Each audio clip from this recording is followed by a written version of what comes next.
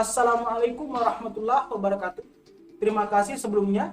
Pada kesempatan kali ini, kami kelompok 16 akan memaparkan materi kami mengenai pembenahan perpajakan. Materi tersebut memiliki 3 sub pembahasan, yaitu yang pertama, kebutuhan sumber dana yang kian mendesak. Yang kedua, hakikat pajak sebagai sumber pendapatan negara. Dan yang ketiga, senerai masalah pengembangan pajak. Berikut penjelasan setiap sub pembahasan. Kebutuhan sumber dana yang kian mendesak. Penanganan sama artinya dengan pendanaan. Tanpa dana, semua masalah akan menjadi terbengkalai. Dan semua analisis akan menjadi omong kosong. Untuk mengatasi sebuah persoalan, dibutuhkan sebuah langkah real, yaitu pertama, mengoptimalkan segenap sumber daya pendanaan yang sudah ada. Kedua, meningkatkan semua sumber yang berpotensi mendatangkan penghasilan bagi negara untuk membiayai penyelesaian semua masalah yang dihadapi bangsa kita. Governance, publik maupun bisnis harus diusahakan membaik secara bersamaan agar seluruh jajaran aparat negara, mulai dari birokrasi pemerintah, lembaga legislatif, dan lembaga peradilan, dapat bersama-sama bergotong royong mengatasi masalah demi masalah sesuai dengan bidang masing-masing. Pemberantasan korupsi harus dilaksanakan terus demi mendukung penjaminan efisiensi pemanfaatan keuangan negara. Maka dari itu, kita harus berusaha meningkatkan sumber dana secara bertahap. Sedikit demi sedikit namun pasti, seluruh komponen bangsa harus terlibat dalam upaya besar ini. Namun, analisis selanjutnya akan ditekankan pada sektor publik, mengingat kedudukan sentral negara, khususnya pemerintah atau lembaga eksekutif, sebagai mesin utama pembangunan nasional.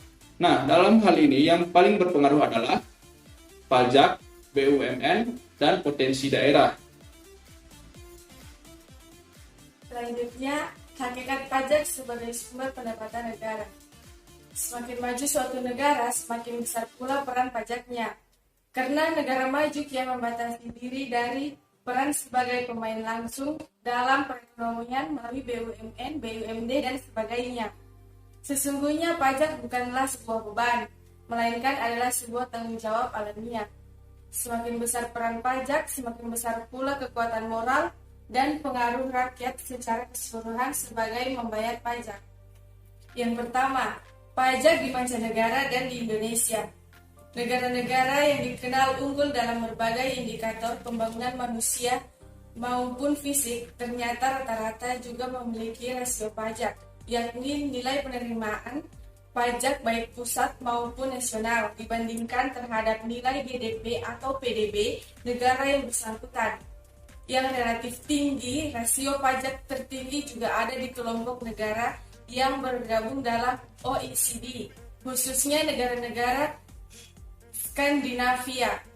Kebanyakan negara Eropa memang sangat mengandalkan pendapatan pajak mendekati 100%, baik sudah benar-benar maju maupun yang baru menapaki kemajuan, seperti negara-negara di Eropa Timur maupun negara bekas wilayah Uni Soviet seperti Estonia dan Latvia.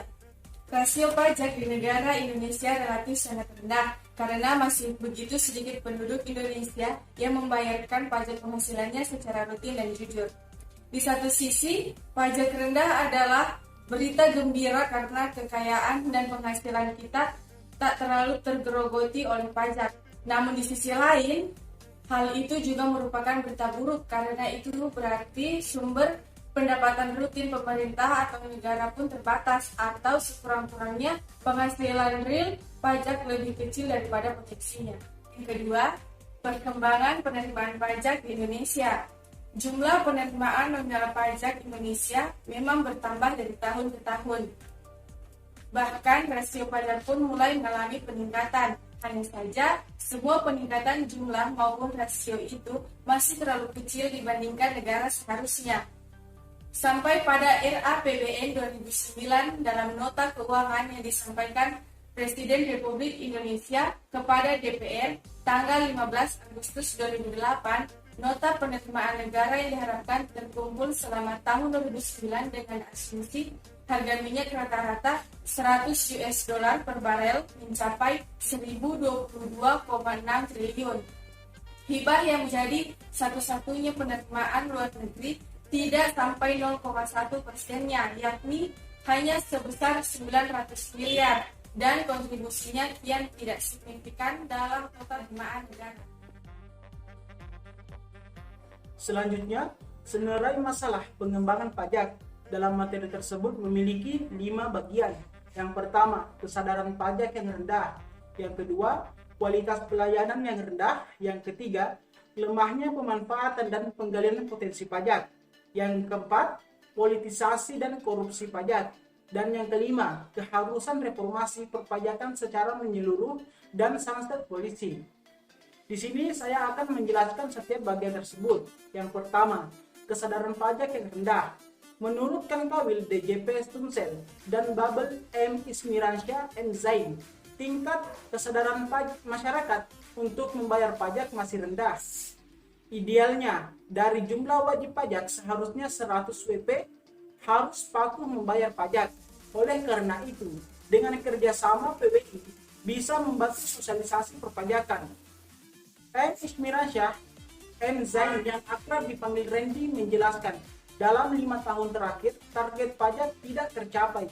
Salah satu penyebabnya yaitu rendahnya tingkat kepatuhan wajib pajak dalam melaksanakan kewajiban perpajakan.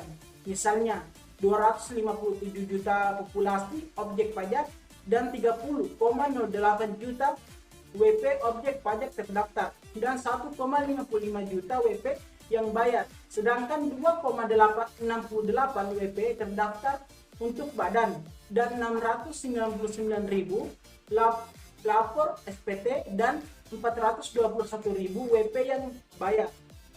Yang kedua, kualitas pelayanan yang rendah. Pelayanan publik di bidang perpajakan perlu terus dibenahi dan ditingkatkan agar pengguna layanan perpajakan merasakan kepuasan. Perintah Pasal 25 Undang-Undang Nomor 25 Tahun 2009 tentang pelayanan publik agar penyelenggara pelayanan publik menyediakan sarana, prasarana, fasilitas pelayanan publik yang efektif, efisien, transparan, akuntabel, dan berkesinambungan serta bertanggung jawab terhadap pemeliharaan atau penggantian sarana, prasarana, dan fasilitas pelayanan publik. Untuk mengetahui kepuasan masyarakat atas layanan perpajakan pada kantor perpajakan, maka sebaiknya disiapkan fasilitas pengukuran kepuasan masyarakat yang telah menerima layanan pada instansi tersebut.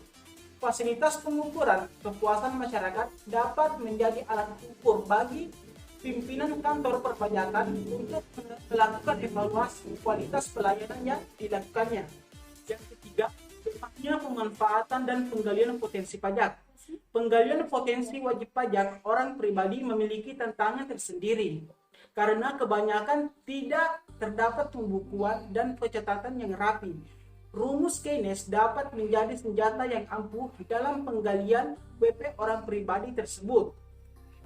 Yang keempat, politisasi dan korupsi pajak. Dalam dokumen laporan harta kekayaan penyelenggaraan negara yang ada di KPK, harta handang diketahui sebesar 2,59 miliar per Februari 2014. Harta itu dilaporkan saat Handang menjabat sebagai Kepala Seksi Bimbingan Penagihan Kantor Wilayah Ditjen Pajak Jakarta Selatan. Kasus suap ini mengingatkan kembali pada kasus-kasus korupsi sebelumnya yang melibatkan pegawai pajak. Yang kelima, keharusan reformasi perpajakan secara menyeluruh dan sanksi polisi.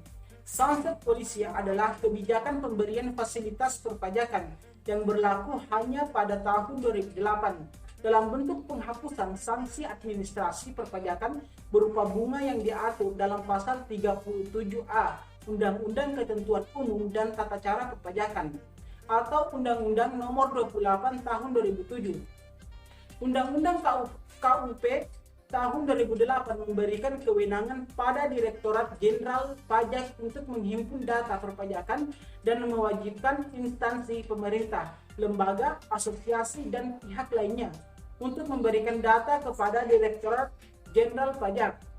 Ketentuan ini memungkinkan Direktorat Jenderal Pajak mengetahui ketidakbenaran pemenuhan kewajiban perpajakan yang telah dilaksanakan oleh masyarakat. Penerima yang dapat memanfaatkan sanksi polisi adalah yang pertama, orang pribadi yang belum memiliki nomor pokok wajib pajak atau NPWP.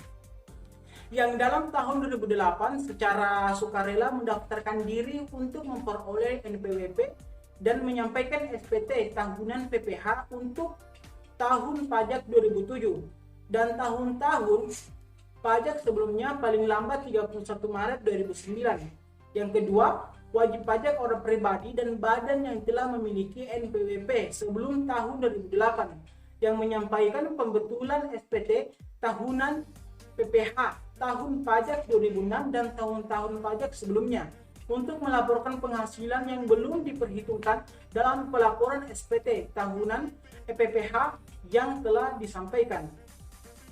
Sekian dari pemaparan materi kami. Lebih dan kurangnya mohon dimaafkan. Wassalamualaikum warahmatullahi wabarakatuh.